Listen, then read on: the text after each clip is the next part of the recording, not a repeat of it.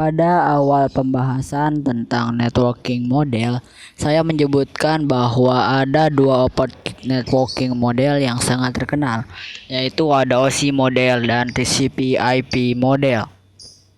Nah, saya tadi juga sudah menjelaskan bahwa saat ini yang digunakan itu hanya TCP/IP.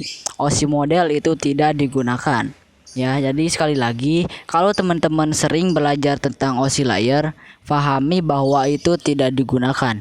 Yang digunakan itu adalah TCP/IP. Kenapa Mas kok OSI model ini tidak digunakan? Karena untuk dari sisi perkembangan protokolnya, perkembangan modelnya, itu TCP/IP lebih menang dari OSI. Itulah kenapa semua vendor saat ini menggunakan vendor TCP/IP. Nggak ada yang menggunakan OSI model. Cuma OSI model itu mudah dipelajari. Itulah alasan kenapa kebanyakan orang ketika belajar menggunakan OSI model dibanding TCP/IP, karena cenderung lebih mudah untuk dipelajari. Nah, sebenarnya OSI model dan TCP/IP model itu gak jauh berbeda, bahkan hampir mirip. Dari sisi layer di sini kita bisa lihat bahwa di OSI model itu ada 7 layer.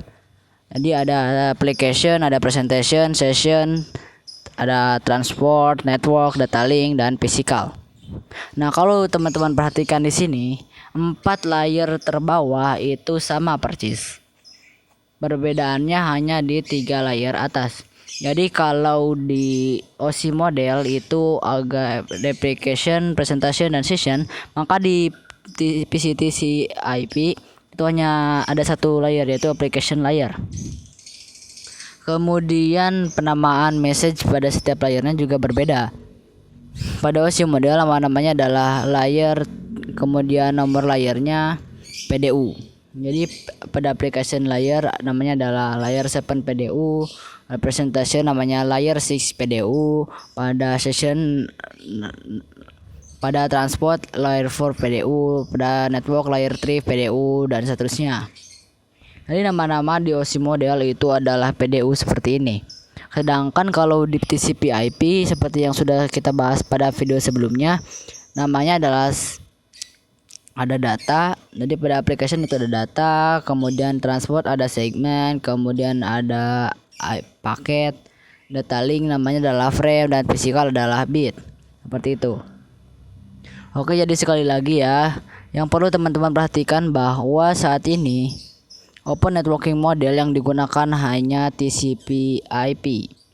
Adapun OSI itu biasanya cocok untuk pembelajaran karena lebih mudah untuk dipahami. Tapi kalau kita sudah menggunakan TCP/IP yang 5 layer seperti ini, bukan yang 4 layer ya. Jadi kalau teman-teman ingat, saya pernah sampaikan bahwa di TCP/IP secara dokumentasi itu ada 4 layer, tetapi sekarang kita menggunakan yang 5 layer. Nah, kalau kita sudah menggunakan yang 5 layer seperti ini, sebenarnya TCP/IP model pun itu mudah banget untuk dipelajari. Oke, seperti itu ya. Jadi itulah kenapa dari awal saya membahasnya adalah TCP/IP, karena saat ini yang digunakan itu adalah TCP/IP. Oke, kita bahas kesimpulannya. Jadi ini adalah kesimpulan dari awal kita sudah membahas tentang networking model.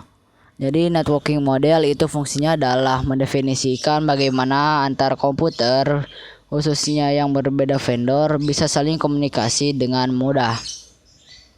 Kemudian ada 2 networking model yang sangat terkenal, yaitu TCP/IP dan OSI.